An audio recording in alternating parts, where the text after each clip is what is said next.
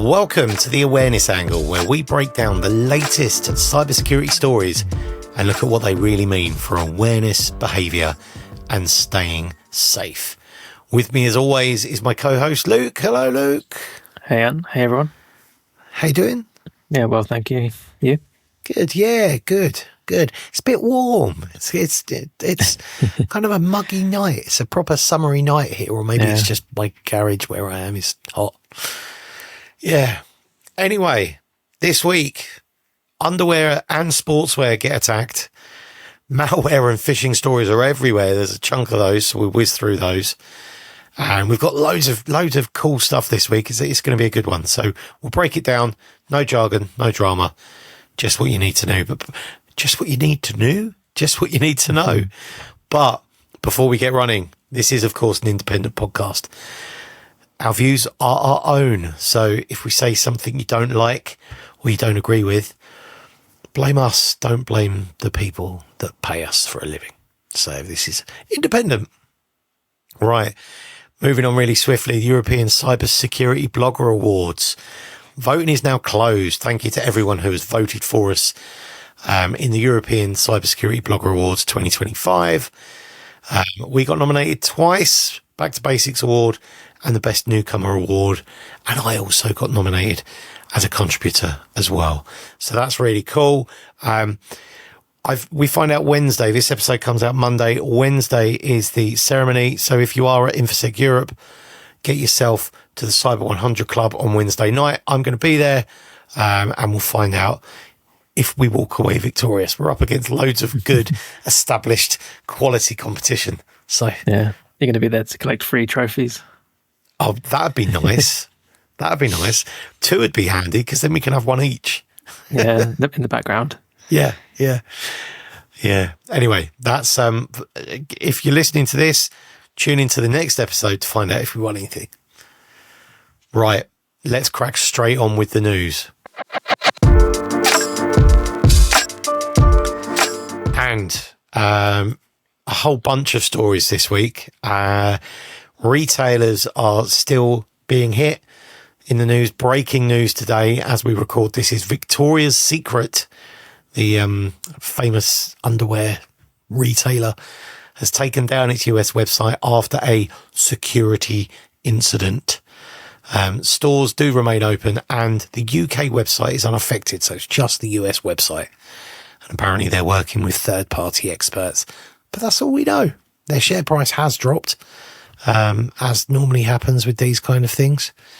So, let's if you shop with Victoria's Secrets in the US, you might want to change your password. Make sure you got 2FA and all of that. That's pretty much all we know. Yeah. And it follows on to the next one, which is the Adidas story. A couple of days ago, this one was where Adidas disclosed that they've been hit as well by a cyber attack and customers' personal information has been stolen from this. And it seems to be for a third party with their helpdesk sort of system, I believe it says.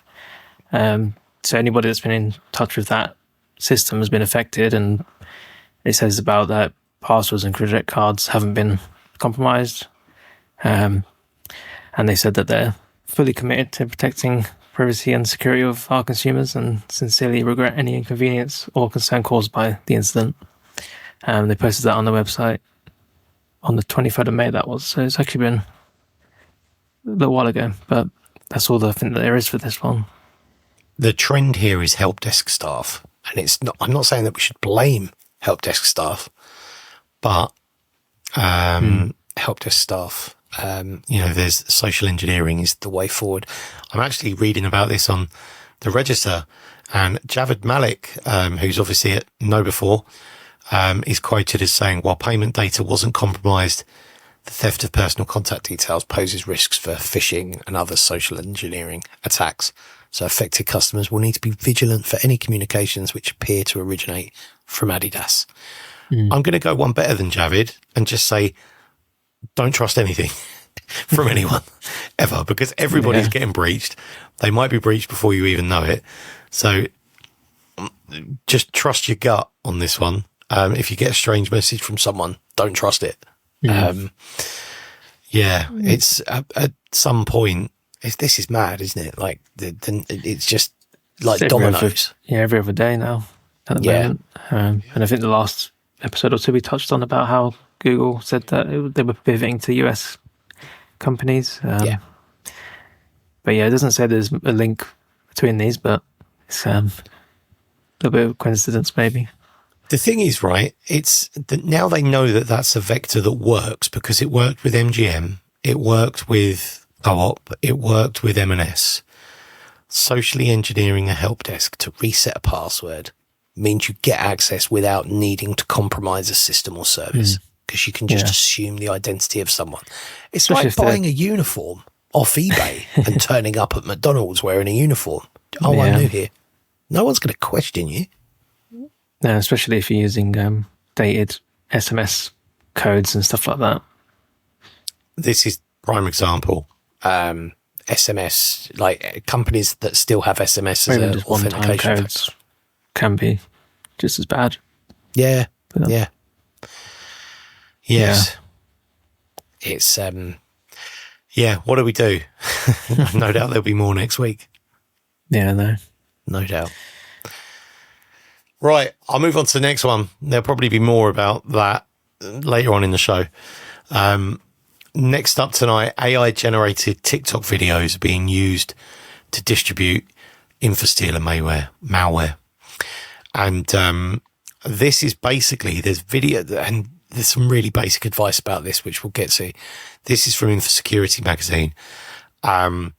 So TikTok, there's videos that are AI generated that are pushing out. And this doesn't depend on anything. This is entirely within TikTok. And they instruct users to execute PowerShell commands. And these are like, you can activate Microsoft Office. You can activate Spotify without an account. Open up PowerShell, type this in. And it's like, no. So it's basically tricking people thinking they're going to get something cool and for free. Probably, it doesn't mention it, but it's exactly like, you can get Photoshop for free. Just open up PowerShell and type in this code. But what the code actually does is obviously give someone remote access to your machine or download some InfoSec malware, and they'll just scoop up all of your information. So the message here for your people is, if anyone or any system or any web page tells you to open up PowerShell or press Win and R, do not do it. Yeah. It's quite simple. We touched on that recently as well, didn't we? Running a command, which, I mean, you'd hope people wouldn't have admin rights, or maybe in some cases it may not need it, but most home users will have admin rights. Well, for home, yeah. Especially like BYOD. Yeah. Devices as well, stealing all your work credentials at the same time. Yes. So if you're on TikTok and it asks you to open up PowerShell or something, just don't do it. That's just not the good idea. If you're going somewhere you are unfamiliar with, you probably don't walk down any dark alleys. It's the same kind of feeling as that. Yeah. Cool. The next story we've got is Microsoft now want to update all of your Windows software and drivers in one sort of automated, unified way. It's a new feature that's in private preview at the moment.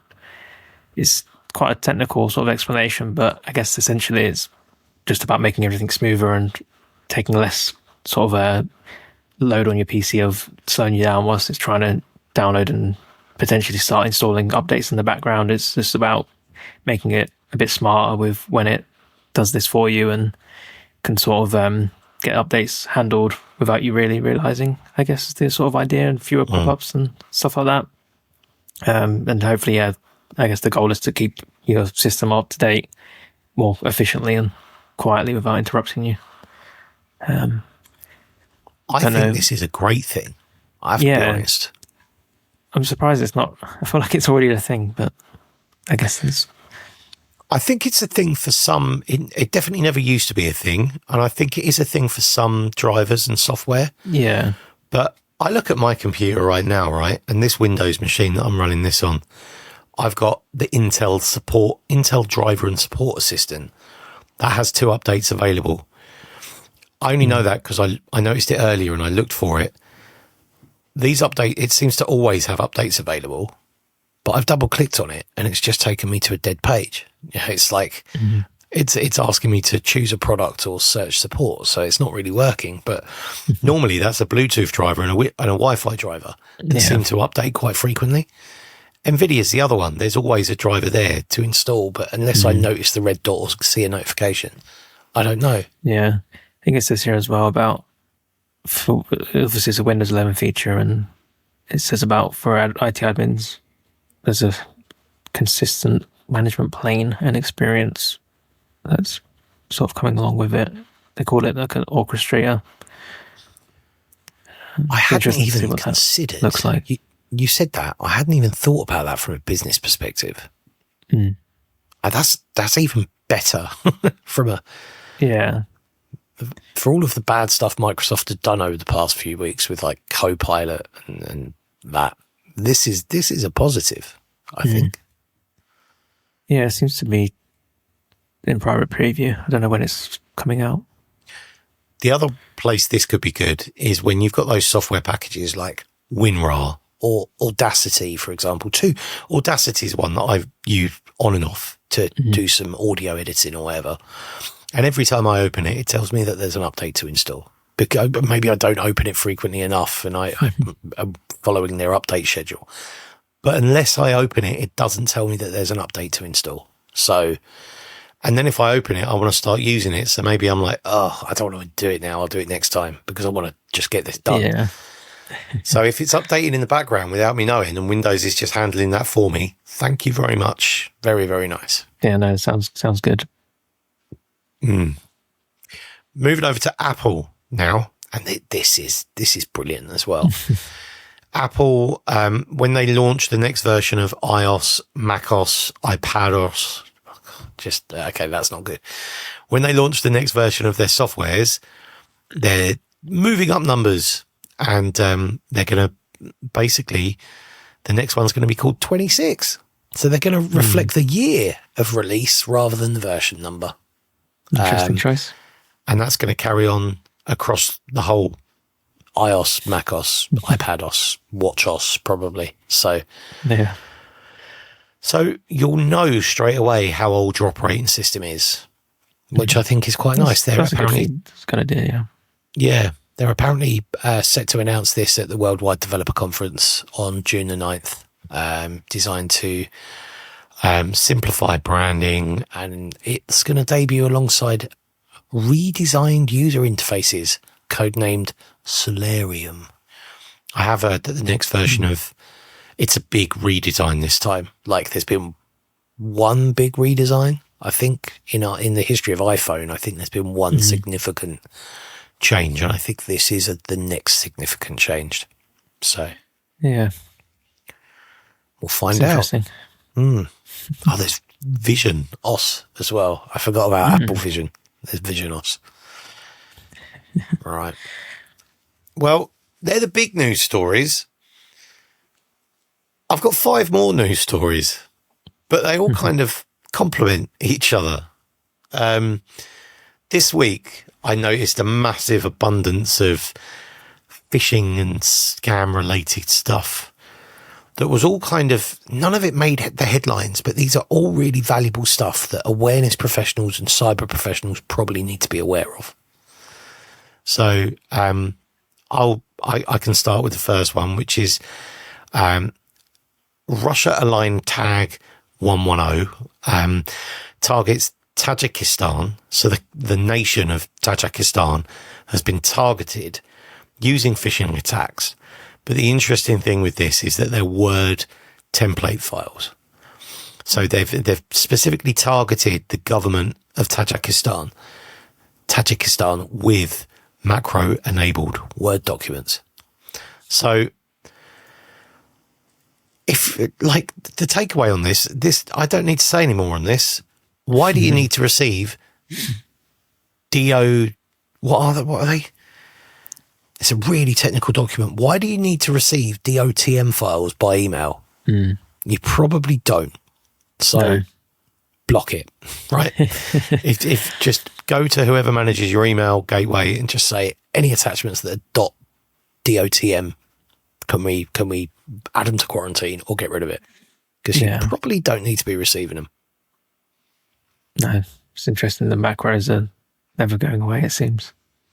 No. And we'll put a link to this in the newsletter and stuff, but there's a very, very technical coverage of this. I just thought it was funny, like the old techniques. You know, what decade is this? You know, we're still macro-enabled Word files. You know, we've been talking about that for as long as I've been doing awareness. That's been a threat vector. So just let Excel macros as well. Yeah. Word templates is a bit of a new one to me. Yeah. And I get that in some organizations, there's like some large organizations are held up by very old Excel spreadsheets running macros. And I get that that's the thing, but you don't need to receive them. Like, you need macros enabled maybe, but you don't need to be receiving them via email. Yeah, not from external people anyway. Well, there's the layers, isn't it? Like, number one, we do email them around, right? But do they come from outside domains? No. So there's one way to block it. Do you have to share them via email? Could you share them via Slack or Teams or something? Or SharePoint? You know, there's another way to look at it. Yeah.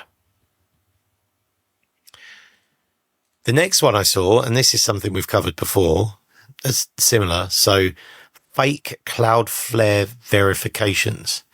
So, you know, when you sign into something and you get the Cloudflare box that says verify you are human.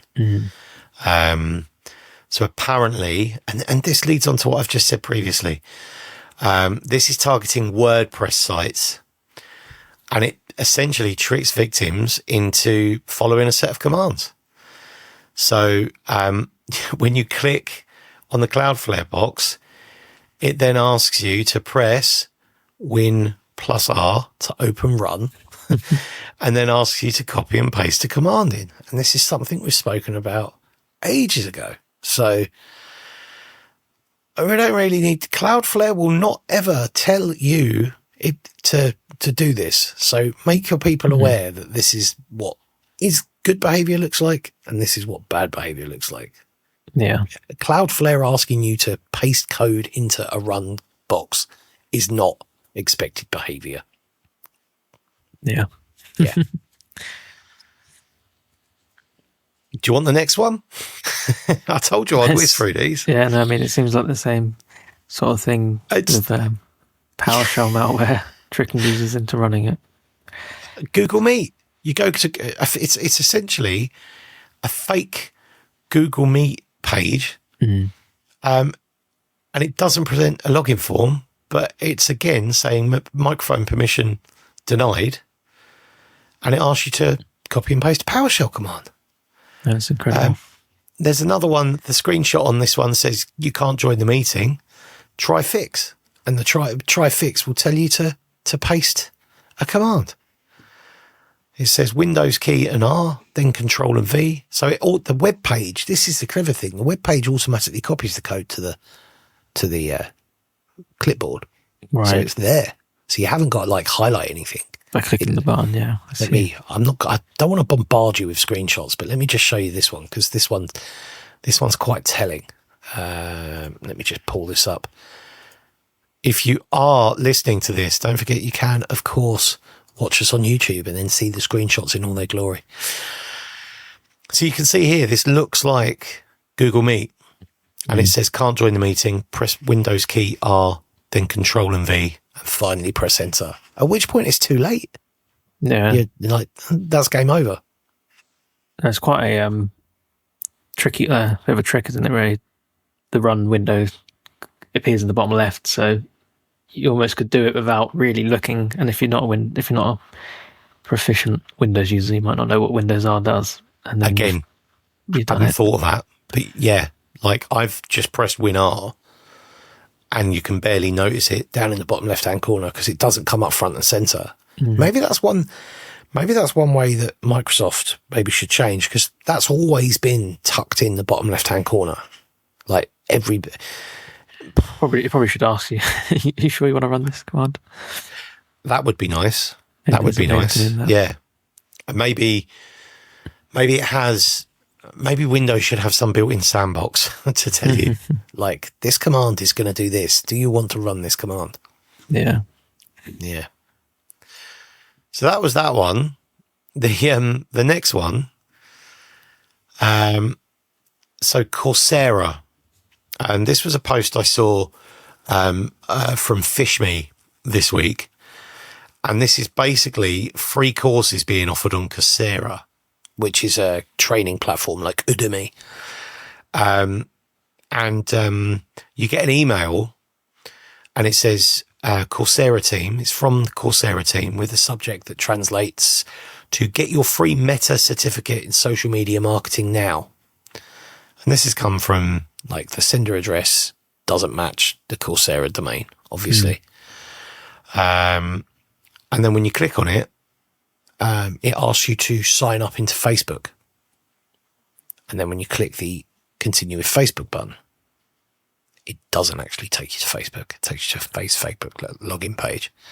And the domain isn't facebook.com. The domain is the phishing, the same domain. And it just takes you to a fake Facebook login page.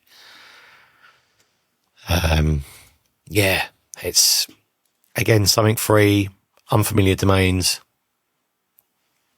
Yeah, it's just not log in with your plain credentials like that.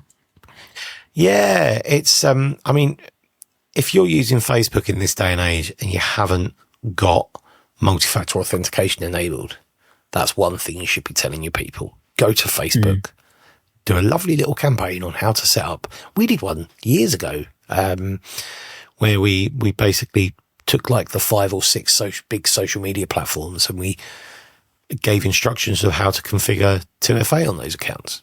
And it doesn't take people long, and it's really easy to do. You could almost do one a week, or one of, if you do a bi-weekly newsletter, you could have, this week we're going to tell you how to secure your Facebook account. There's some free content, right? Yeah. If you're looking for things to talk about. Just thinking as well, as we touched on previously with passkeys now, you can probably, well, I just Googled it, but a lot of these platforms support passkeys now, but it seems that Facebook may not be available to everybody, it says. Right.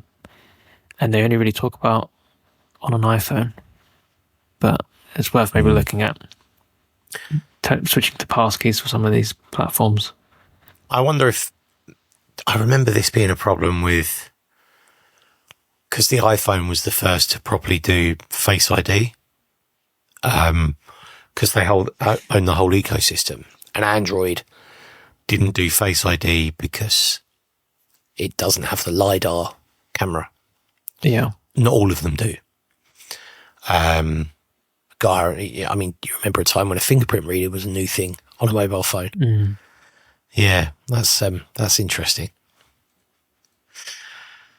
Right, that's enough of those, because look, we've got fake phishing pages, we've got Google Meet. Tell your people, these are great examples. It's clearly working. People are clearly falling for this, because if they didn't, they wouldn't build them, right? People are doing this because it works. So you need to tell your people, if a web page asks you to press Win R, walk away, close it, don't do it. This is like nothing good. There's no legitimate reason that a web page should tell a user to run a command in a run box. There just isn't. In all my years, I've never needed to do that from an instruction from a web page. No, and I rarely need to do that now. To fix something on you. It's only computer, going back to helpdesk. You want to get into Task Manager or services or something like that, or your taskbar's frozen or disappeared. That's that's the last time I ran it, I think, when my start menu crashed. Yeah, but that's because I was doing funky things with my computer. There's no legitimate reason to run commands, to paste commands into a run box as instructed by a web page. So you need to tell your people that. Yeah, definitely. We'll put links to all of those in the newsletter. The newsletter is available every week alongside every single episode, and it contains links and details of all of the stories that we discuss every week. We have over 600 subscribers now. That number's going up week on week, which is amazing. Thank you. Incredible. Yeah, it's brilliant. So 600 subscribers to the news, more than 600 subscribers to the newsletter. And it's free, comes out every week. You can get it in your inbox by going to riskycreative.com. You can sign up there, or you can get it on LinkedIn. That's where most people get it. So you can search on LinkedIn for the awareness angle, and that's available on LinkedIn or me. 612 subscribers we have at the moment on LinkedIn, and then we've got more on email. So that's awesome. And that's where all the good stuff is in the newsletter. All the good After stuff. we've had time to think about what we've said in the episode and write it down in a better way. That's where the really valuable awareness angles are, because we've had time to chew it over and we've talked about it, and then we come out the other side. It's like, why didn't I say that? Yes. And don't underestimate it. Like doing the video, we record this and then Luke goes away and makes it look and sound great, which is an art in itself. And then we'll go away and do the newsletter as well. And it's, it's a lot of work, but we do it because we love doing it. So don't forget as well, if you see a story that you want to talk to us about, or you think we should consider on the show, reach out. We've got people that do. Hayden at Know Before reaches out every couple of weeks with something. And now Ollie at Tesco reaches out quite often as well. So I've got something from him a little later. So that's good. Yeah, reach out, get in touch, hello@riskycreative.com, or message Luke or message me on LinkedIn. Right. Awareness. We're cooking on gas this week. This is good. This week is, of course, InfoSecurity Europe. He's on at Excel in London, Tuesday, Wednesday, and Thursday, I think. It's like, this is the big one. We've been to some others, but this is normally the big one. And I'm going to be there Wednesday, might be there Tuesday as well. So if you're about, keep an eye out, give us a shout, and come and say hello. I might do a bit of filming, might say hi to a few people, and I might bring something to next week's episode. I might do, no promises. And of course, Wednesday at the Cyber 100 Club is when we find out if we are winners or losers. So, yeah. That's exciting. If you're going to be at InfoSec Europe this week and you want to reach out or you want to meet up, give us a shout. Next, in 2 weeks' time, the Future of Cybersecurity virtual conference. I am speaking. I've got a little slot. I've got a great little story to tell about awareness and storytelling. But I'm just a warm-up act. We've got Lee Morton. We've got Holly Foxcroft. And then headlining is the man that saved the internet, Marcus Hutchins. Obviously, he's the man that stopped WannaCry from happening. So, it's going to be a great event. It's virtual. You can sit at home, comfortable, or at your desk with your headphones on and listen to it. It's going to be good. So that's on the 12th of June. Details of how to attend and register are, of course, in the newsletter. Oh, yeah. One to sign up for. Yes. Right. Comments. I haven't prepared anything this week. Let me just dive on there and see if there's anything. I haven't posted loads this week, I have to be honest. It's been a very, very busy week for me. But last week we did covered a section on old versions of Windows. We talked about Windows XP that was still in use in a hospital lift and ATM machines. Mm-hmm. We've got a couple of comments on those. Someone says they went on a pharma site that still used the old PCs they used in the Cold War. Skarda is like an old teletext. Wow. That's secure by obscurity, surely. Someone says, maybe it's okay to use old computers if it works. This is just American consumerism conning us to use new versions that add nothing useful. Okay. Yeah. Let's leave the comments there for this week. Right. Interviews. Let's talk about interviews really quickly, and then we'll get back to some more interesting topics. We obviously, the interview we released a week and a half ago with Amy from the Cyber Escape Room Co. That's really good interview, really fun interview. If you've ever wondered if a cyber escape room is for you, listen to it, and you'll probably decide it is, because I changed my opinion on that. Mm-hmm.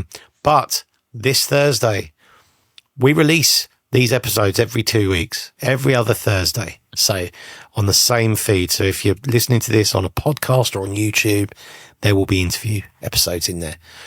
This Thursday, we released an episode, and I chatted with Sara Carty from Unboring. They're a marketing agency on a mission to make cybersecurity unboring. We talk about drama school, cyber espionage, which is quite interesting. But essentially, we also talked about how awareness and marketing, we're fighting the same battle, right? We're trying to get people to care and actually engage. So it's good. We talk about how blue, and I realise we use a lot of blue, but how blue and padlocks and hoodies are probably like out now. Maybe they still have a place, but largely we should stop using hackers in hoodies and padlocks. And we also have a bit of a moan about AI powered as a buzzword and as a phrase. So it's a good conversation. It's about doing things differently, thinking outside the box. So yeah, it's worth listening. That'll be out this Thursday. So keep your eyes peeled wherever you get your podcasts or your YouTubes. Cool, yeah. Sounds like a really fun one to watch and useful. Well, we've got a few of these in the bag now. Over the next few weeks, there's been so many good conversations, like really constructive conversations. Maybe I'm not the best interviewer, but the people and the conversations are around topics that are really relevant and interesting. So it should be good. Cool. Right. Next tonight, let's get on to some topics. So I've got a few topics that I'm bringing this week, and I just want to show you. I'm going to just share my screen for a second. So this was something that was shared with me earlier this week.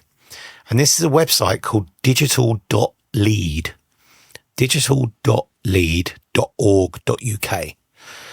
And it's a personal digital safety checklist. And I haven't really played with this, but I thought I'd bring it because it's a really nice looking dashboard, right? And I thought maybe we could do a little bit of this together.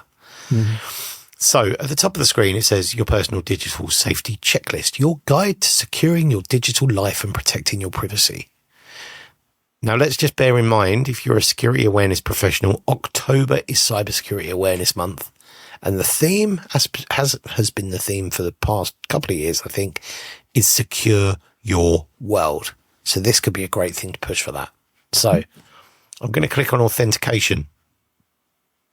This is just tick boxes. And there's a lot of words.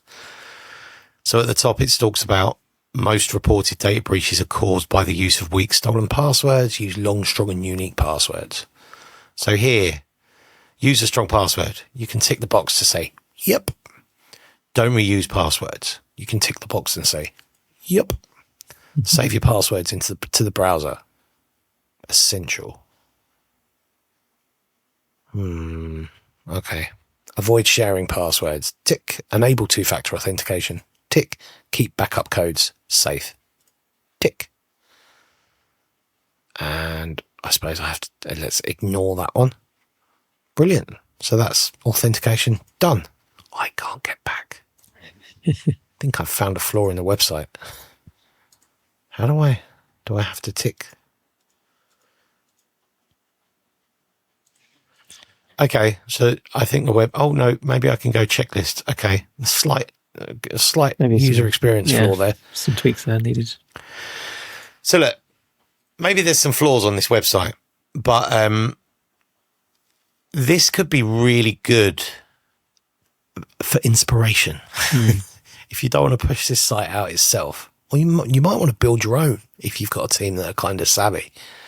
But this is quite good for inspiration because it gives some nice there's a chunk, 59 items here. There's 59 secure behaviours here that you can market to your people really easily. If I click on email, have more than one email address.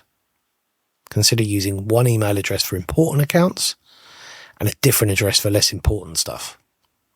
It's not bad advice. Maybe not everyone would do that. Do not share your primary email publicly. That's kind of hard to do in this day and age with data breaches every week. Yeah. Yeah. So yeah, look, you might want to have a play with that. We'll put a link on the in the newsletter. But as an awareness professional, it could be good for inspiration. Some good ideas on different topics of secure behaviours. Kind of looks like just with a tad bit more polish, it could be awesome. Yeah. Next one I want to talk. I know I said I wasn't going to do a lot of screen shares. I'm really sorry, Luke. I know it makes editing a right nightmare. But I'm just going to share this one. And this was from Harley Sugarman, who is founder and CEO at Anagram Security. And actually, I've had a conversation with Harley. Won't be out for a few weeks because there's a bit of a queue. But I had a really good conversation for the interview series with Harley. So that's that'll be out in a few weeks. I saw this on LinkedIn. Harley came across this pretty clever attack last week through Google Ads, targeting dev teams via Homebrew. Sound familiar? The attackers show a legitimate brew.sh URL in the ads, but then quietly redirect to brew with an E, brewe.sh post-click. So Google Ads is showing the real brew.sh URL. It's a silent redirect to brewe.sh. It deploys a stealer, and it's running about $1,000 a month on dark markets. So this, essentially, Harley says this is exactly why security awareness needs to evolve beyond check the URL, because modern attacks are exploiting the very platforms and verification systems we're taught to trust. While Google claims to have addressed this specific incident, please be cautious. Simple but effective defense, direct bookmarks for critical dev tools. Don't trust Google Ads. You can't trust Google Ads. Stay away from Google Ads. I think that's what it boils down to, doesn't it? It's always seen it plenty of times with the sponsored ads. Yeah. Yeah. Yeah. Always find the actual website or, I mentioned those domains because those domains are dead now. Like the malicious domain is gone. But we had that December. It doesn't seem like it was that long ago. It was really early doors. Luke, you found one, didn't you? Searching for... It's Google Ads. Google Ads. Yeah. And it obviously showed the real Google Ads domain before I clicked on it, and then clicking on it was a Google site that looked like the Google Ads website. It was quite an impressive one. Yeah. And the whole reason that was allowed, I can't check it with this one because the website's gone, but the whole reason this was allowed was because it was a Google site. So it sat within google.com, which meant it was like trusted. No, it's crazy. It's clever, but it's crazy. Very clever. Yeah. Yeah. Right. The next thing I wanted to mention, and this is kind of, I was debating whether or not to mention this or not because it's a little bit morbid, but it's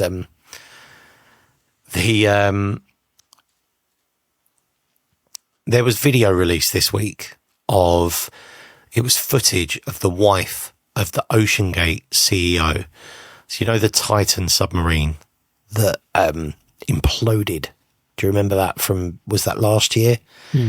Where a custom built submarine deep down imploded like really, really quickly. There was a search for them and then they found the wreckage. And so I saw this on Interesting as F on Reddit, and it's footage of the implosion happening. So they're on board on the ship, and they basically there's a bang, and they go, "What was that bang?" And then a command comes through from the submarine. So obviously the sound of the bang travelled faster than the command did. So they've now said that this was the sound generated from the submarine imploding. Why am I telling you this? Why am I talking about submarines and I was a imploding bit and all of confused at that. first, but I had a little sneak peek at the link. Oh, have you? Okay.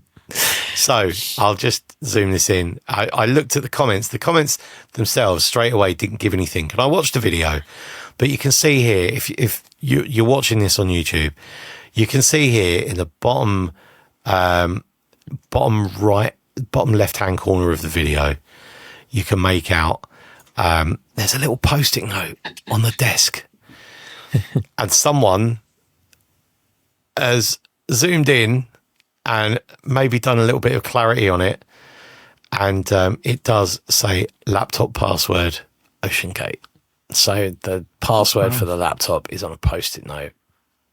And ultimately, I mean, I don't think they intended for that video to be shared on the internet. But yeah, No, you see passwords that, on post-its. yeah, you obviously talk about it a lot as a awareness professional, but you see it all the time. TV shows and movies, they'd like to do that a lot when people are breaking into houses and finding post-it notes with passwords on and logging in through them. But obviously it happens, and it reminds me of the was it the passcode? Was it Kanye West? Was it Kanye West or was it Donald Trump? I can't remember. It was Kanye West in Donald Trump's office. Yeah, 000. 6 zeros. No, it's like in this story, it's not even a hard password to remember. So why write it down? Like, just tell Crazy. people it's OceanGate. Like, you don't need to put it on a post-it note, surely. The last one I wanted to tell you about actually happened. So this came from Ollie Inkley, and he sent this to me. A friend of his got a text message from EE, the mobile network, their mobile network. So EE is a mobile provider here in the UK.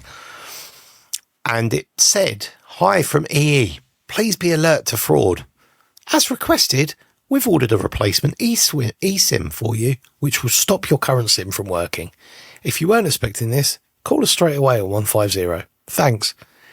And this same person received multiple phone calls from an unknown number at around the same time. So they contacted EE and they'd been SIM swapped. So it succeeded. Socially engineered the help desk at EE, and a SIM swap had taken place. And SIM swaps, that means that any text message, any SMS authentication codes come through to your new SIM because your number is now on a new SIM in someone else's phone. Yeah. So this is textbook. This is like what people think's happening at M&S and, all the others. Like, it's SMS. If your SMS now goes to someone else, they try and log into your account, authenticate, sends an SMS message. It goes to their phone, not yours. Yeah. Which is why. It's not even just like account credentials. A lot of apps and like banking does that as well. So people could just log into your bank account and take all the money. Yeah. Yeah. I saw something the other week about some providers, you can lock your SIM or prevent the porting of it. There's a Google and they call it a port freeze. Ah. I don't know if it's available to everybody and how straightforward it is to get done, but there might be something to look into about looking into getting your number protected. So I've just Googled this, and EE themselves, what do they say? So this is a,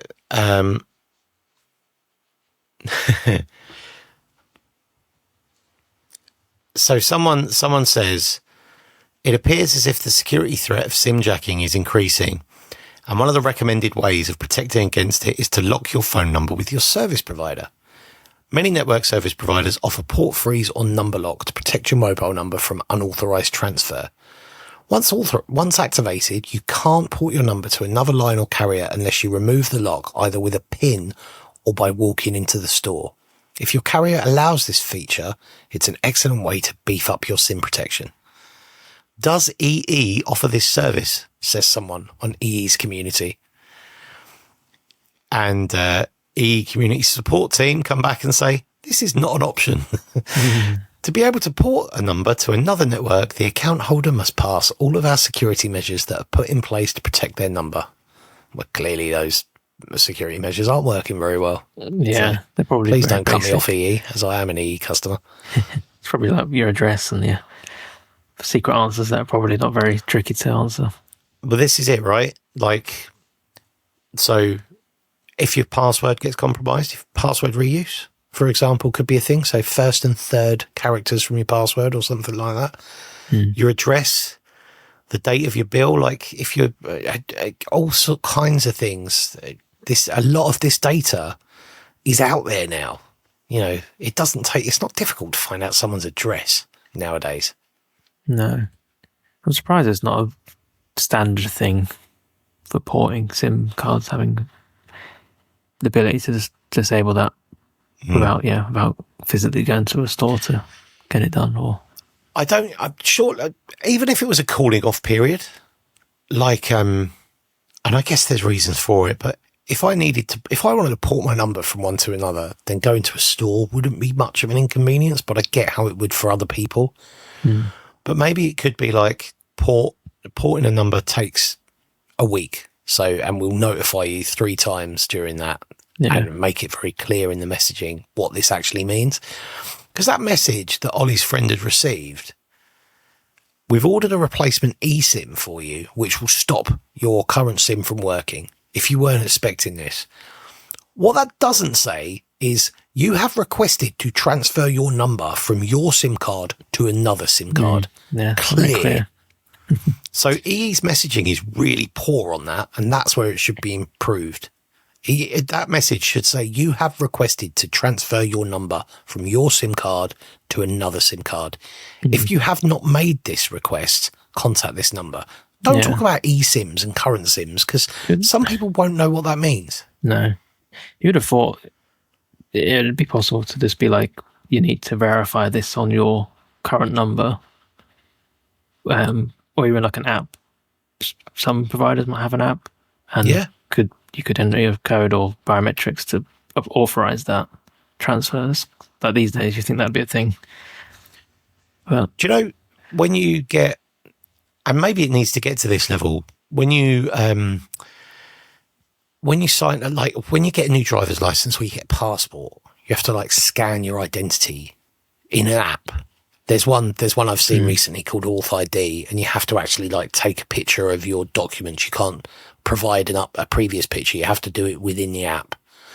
Maybe they need to do that, because like mobile phones are a big deal. They're a gateway to a lot of things. Like we've said, the phone number can get you into a bank account, can medical record, all kinds of things. So maybe they just need to up their game with what that security is, and actually make sure it isn't just like name of first school, name of, first pet, third and fourth character of your password. Yeah. I had one last thing I want to talk to you about this week, and this was an article I saw on Fast Company. And this is titled, Gen Z is willing to sell their personal data for just $50 a month. So apparently there's a new app called verb.ai. And what they want to do, so this article says, to take advantage of the nearly 7 hours a day Gen Z spends on their phones, a new app called verb.ai, launched by youth polling company Generation Lab, is now offering to pay young people for their scrolling time. So you install a tracker that monitors what you browse, what you buy, and what you stream. And then Verb creates a digital twin. This sounds awful. Verb creates a digital twin of each user that lives in a central database. And from there, companies and businesses can query the data in a ChatGPT-like interface and get a more accurate picture of consumer preferences than you would get even from a room of Gen Zers. It just sounds dreadful. Sounds like a Black Mirror episode. Yeah. In return for their personal data, Verb pays $50 or more per month to the user, depending on the activity. So for Gen Zers, it's a fair enough deal for something that they're likely doing anyway. And 88%, apparently 88% of Gen Zers, Gen Zers, I hate that phrase. 88% of Gen Zers, Gen Zers, 88% of Gen Zers report being willing to share some personal data with a social media company, compared to just 67% of older adults. Provided that is that they're fairly compensated either with cash or a personalized algorithm. It says here though, it's a generation filled with contradictions. Gen Z is at the same time still taking protective measures. They are clearing cookies using anonymous browsers and encrypting their communications twice as often as other generations. However, they're more likely to agree with the statement, I don't mind being tracked by websites or apps. Look, I think there's a massive task here, and everyone in cybersecurity or in cybersecurity messaging or awareness, if you've got Gen Z, young people under the age of 35, 30, whatever it is, you need to make them realise what they're giving up, because it's really easy now. And I've just said it on this episode, like everybody's getting breached, like you can't keep this data safe anymore, but you still need to care, don't you? Or at least be aware. You can't just blindly trust that everything's going to be okay. Maybe it is, I think we've said before, maybe this generation we're talking about aren't the generation typically with mortgages or, mouths to feed or stuff like that. And that's more and more increasing, but they need to care because one day they will. And if all their data's out there, they're screwed. Yeah. No, it's definitely something to think about. And it's probably going to get worse with the future generations. Yeah. How everything's digital these days, and apps like TikTok and all the social media. Yeah. There's not been a few weeks ago we spoke about TikTok getting banned. That's probably coming again soon, isn't it? Probably. Had like a 60-day reprieve or something. That's probably due in the next couple of weeks. We'll probably be talking about that. Probably, yeah. Yeah. So my story's done, sir. So it's over to you. Cool, yeah. This is something I saw on TikTok. Do you want me to share it? If you could pop it up on the screen, it'd be great. We can let it play, but it was about a AI voice controversy with ScotRail in the UK. A voiceover artist, Gayan Potter, has been AI cloned. We'll hopefully be able to play the video to run that. Here we go. Yeah. My name is Gayan Potter and I'm the new voice of ScotRail. No, I'm not. So that's a robot? That's a robot version of me, and ScotRail have never come to me and asked me to voice their trains. You can do it when you B&Q it, with 20% off outdoor living available now. And the impact on productivity can be staggering. I feel violated. I feel completely violated. My voice is my job, and I should be allowed to know who I'm working with and what I'm working on. But more than that, as a human being, I should know who owns my voice data. So just to be clear, you didn't know that you were going to be the voice of Scotland's railways? No, I had no idea. I literally didn't know. This can all be traced back to a job Gayan carried out during COVID with the Swedish firm Reed Speaker, recording scripts for the visually impaired. It was before artificial intelligence was really a thing. Fast forward a few years, her voice has been sold and transformed into a robot. I feel burgled. I feel like my data has been burgled. I don't know who holds it. I don't know what they're doing with it. I've no control over it, and I don't consent to it. The company Reed Speakers say there's a contract in place and all concerns have been addressed, but that is disputed by Gayan and the union representing those in the creative industry who say this is exploitative. ScotRail has told Sky News it has no plans to remove this voice. That's interesting, isn't it? Yeah. This is exactly why there was a big actors and writers strike in America last year. Yeah, and I thought it was quite a shocking story, I guess, especially, with how we've sort of discussed AI and voice. We've spoken about voices before and people getting it stolen without permission. But in this case, that 2021 contract has come to bite them in the back with probably a clause somewhere that said it was going to be used or stored for future use, and maybe they didn't read it properly, or your voice may be used to train AI models or something like that in the small print. Here we go 2 years later, and the voice is there on ScotRail.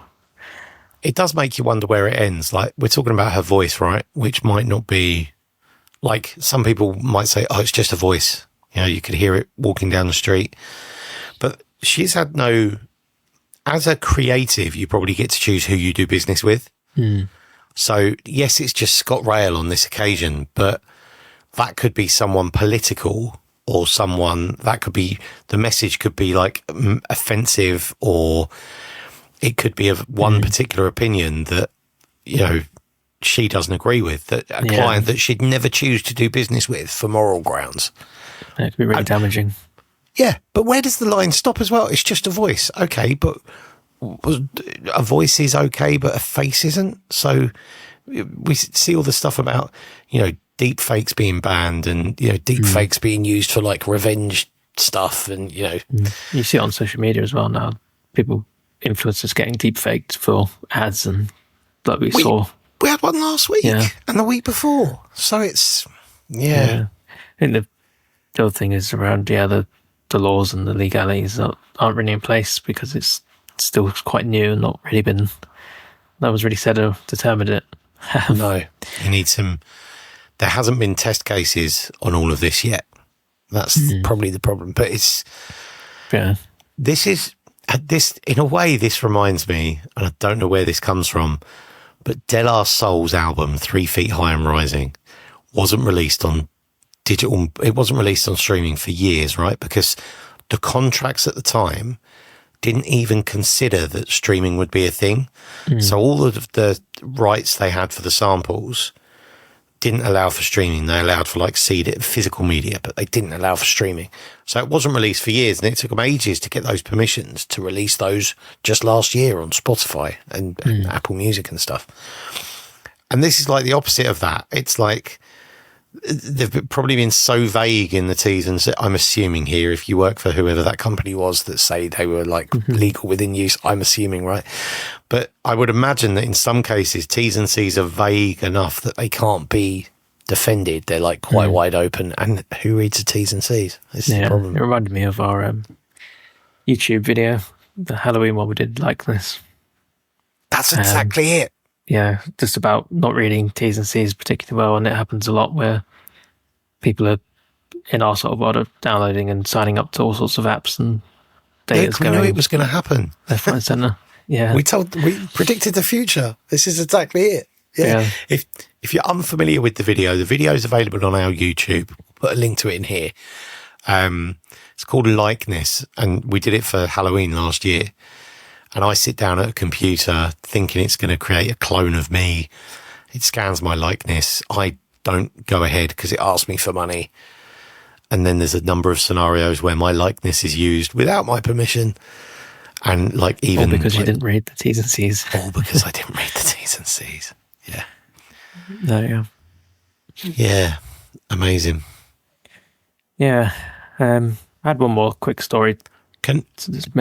Just one thing to add on that, and I haven't thought of this before, but maybe ChatGPT solves the T's and C's problem, right? Maybe you copy and paste the T's and C's into ChatGPT or an AI of your choice, and you say, what red flags are in this T's and C's? What do I need to be aware of? What am I giving away? You know, maybe you can ask questions like that and it will tell you, it will read it for you. That's a really great use of AI. Like, what red flags are in these T's and C's? What should I really be aware of? Ask it a question like that. I've never thought of that before, but that might be something. I might have a play with that and bring something next week. You'll never guess what they say in their T's and C's. No, for personal use for sure, and then I'm sure for business use, there's obviously legal teams that will read it or paste it into ChatGPT or whatever AI tool and do it for you. But there's a website as well, wasn't there, that does a T's and C's thing? I was just going to say, we spoke about this before, and I couldn't remember what it was called, and I couldn't find it. And literally, as we were talking about this, it's come to me. So there is a website called tosdr.org. tosdr.org. Terms of service didn't read. And you can search for a number of services on here. This website's been around for years. And essentially, it tells you, so Facebook, for example, it gives it a grade. Facebook, it gives a grade E. Facebook stores your data, whether you have an account or not. The service can read your private messages. The service can view your browser history. And deleted content is not really deleted. And the service keeps user logs for an unidentified period of time. And you can go into more detail of that. And it literally lists like reds, ambers, greens. So tosdr.org, site of the week. You can get security grades of lots of top services. Interestingly, DuckDuckGo, which is the cybersecurity professional's browser of choice, gets a grade C. So, yeah. That's a really handy website. Yeah. So check that out, tosdr.org. Right. Last one from you. Yeah, I just had a quick one to share about. I use WhatsApp and received a message from the official WhatsApp account this week telling me to increase my account security with a passkey. So I thought it was just quite a sort of cool thing, and we've spoken about before with like TikTok ran a 2FA campaign on their official account and stuff like that.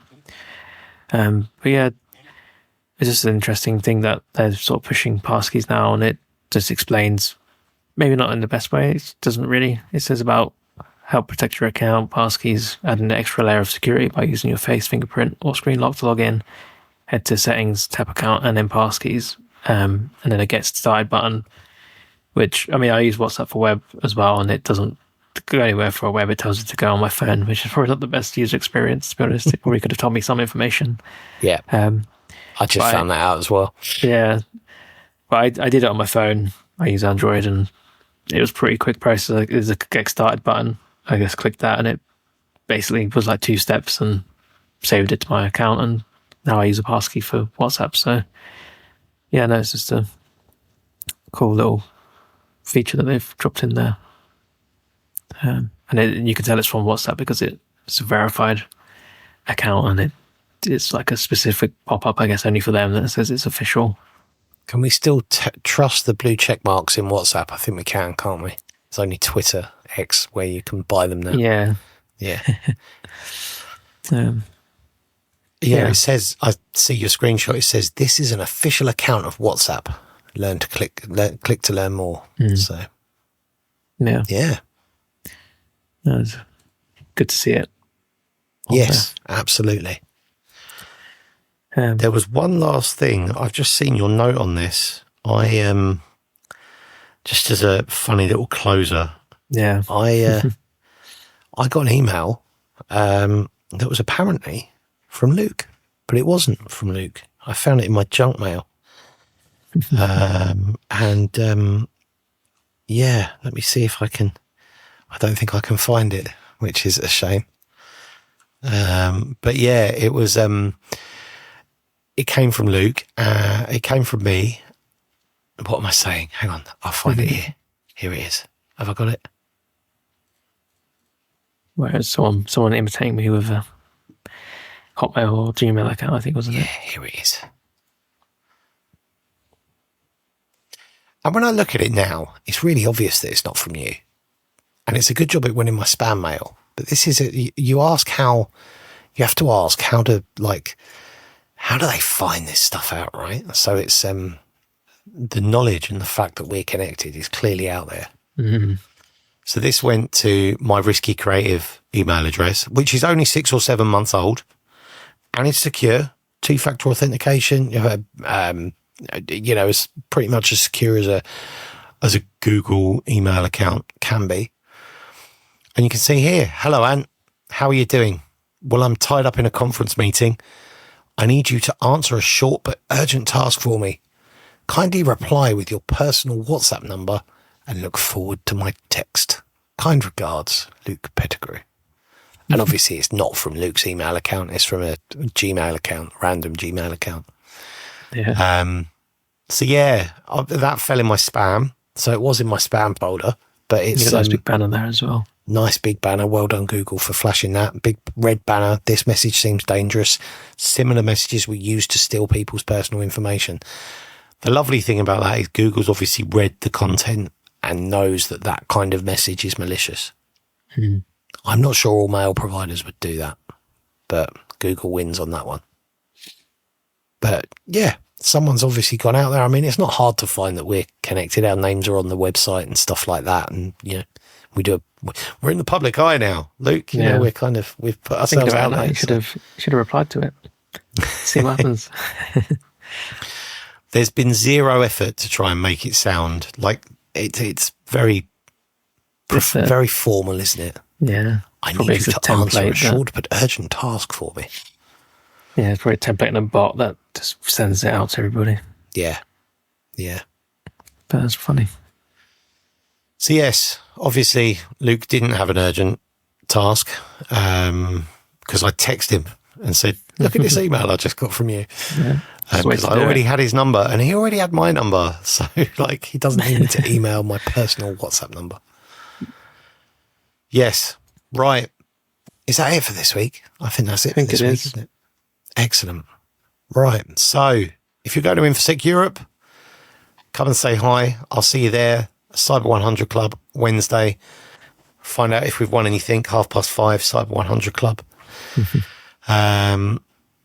Tell your people not to, I think the takeaway this week is tell your people not to paste stuff into a run box on Windows. If a window asks you to press Windows key R, there's your messaging for this week. Never press Windows key R when instructed by a web page. Yeah.